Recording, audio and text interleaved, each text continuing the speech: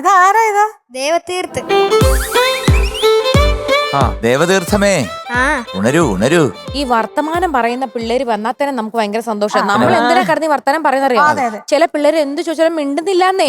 അപ്പൊ നമുക്ക് അങ്ങോട്ടും ഇങ്ങോട്ടും നിങ്ങളെ ചിരിപ്പിക്കാനും നിങ്ങളൊന്ന് കൂളാക്കാനും ഒരു രസം. എന്തെങ്കിലും ചോദിക്കാനുണ്ടോ? ഉണ്ട്. എന്നോട് ദേവതീർത്ഥനോടോ? ഞാൻ ദേവതീർത്ത്.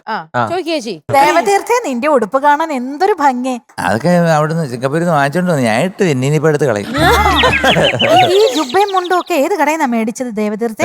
ഏത് കടയിൽ നിന്നൊന്നും എനിക്ക് അറിഞ്ഞൂടെ. എവിടെ നിന്ന് വാങ്ങിച്ചു? ഞാനും കിട്ടും അത്രേ ഉള്ളൂ. അച്ഛൻ പോയതിന് സങ്കടം ഉണ്ടായിരിക്കുമല്ലോ ഇപ്പോഴും? സങ്കടം ആദ്യത്തെ ദിവസം ഉണ്ടായിരുന്നു. പിന്നെന്താ സമ്മാനമായിട്ടൊക്കെ വരാറില്ലേ? സമ്മാനമൊക്കെ സമ്മാനമായിട്ട് വരും. സമ്മാനമൊക്കെ വാങ്ങിച്ചു വയ്ക്കും. ഒരു ദിവസം കളിക്കും, കളിക്കും, പിന്നെ അങ്ങ് പോവും. ദേവക്കുട്ട ഇഷ്ടപ്പെട്ടോടാ? അതിന്റെ അർത്ഥം എന്താ? നിന്റെ ക്യാരക്ടർ നമ്മുടെ ഉള്ളിൽ പഠിച്ചെടുത്തിരിക്കുക. നിന്റെ ക്യാരക്ടർ നിന്നെ ഞാൻ ആവാഹിച്ചെടുത്തിരിക്കുകയാണ്. ഏത് പാട്ടാ മോനെ പാടുന്നത്? വിളക്ക് വയ്ക്കും. അയ്യോ, വിളക്ക് വയ്ക്കും വെണ്ണൽ തൂവിയ സിന്ദൂരം. പക്ഷെ വേറൊന്നുമില്ല. എയർ സിലിണ്ടർ കൊണ്ടുവന്നിട്ടുണ്ടോ? ആ, ഈ എയറേ അടുത്തൊരു കുറ്റി ഇങ്ങനെ വെച്ച് കഴിഞ്ഞാലേ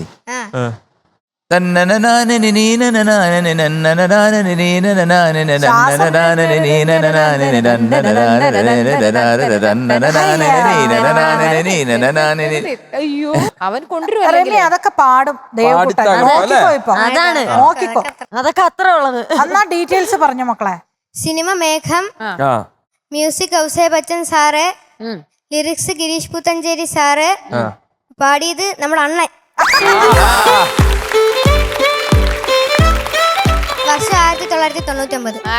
അതെന്തെങ്കിലും ആയിരിക്കും വർഷം. അണ്ണൻ ധൈര്യമായിട്ടങ്ങ് പാടും. ആ സ്ഥലം വരുമ്പം ടെൻഷൻ അടിക്കരുത്. ഇല്ല, ചുമ്മാ പറഞ്ഞപ്പോഴാട്ടോ ഞാൻ ഈ പോർഷനിലോട്ട് ശ്രദ്ധിച്ചത്. ഇങ്ങനെ ഒരു സംഭവം ഉണ്ടല്ലേ അല്ലേ? എടാ, നീ അതിനെപ്പറ്റി ടെൻഷൻ ആവണ്ടാട്ടോ, ഒന്ന് പേടിച്ചാ മതി. അവനെന്തോന്നു?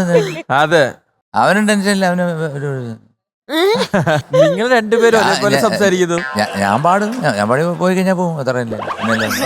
അണ്ണനും വലിയണ്ണനും ചെറിയണ്ണനും ഒരേപോലെ പോവും. ഫ്ലവേഴ്സ് ഒരുക്കുന്ന കാഴ്ച വസന്തം യൂട്യൂബിൽ പ്രേക്ഷകർക്ക് ലൈവായി കാണാം. ഫ്ലവേഴ്സ് കോമഡിയിൽ ജോയിൻ ചെയ്യൂ, ആസ്വദിക്കൂ.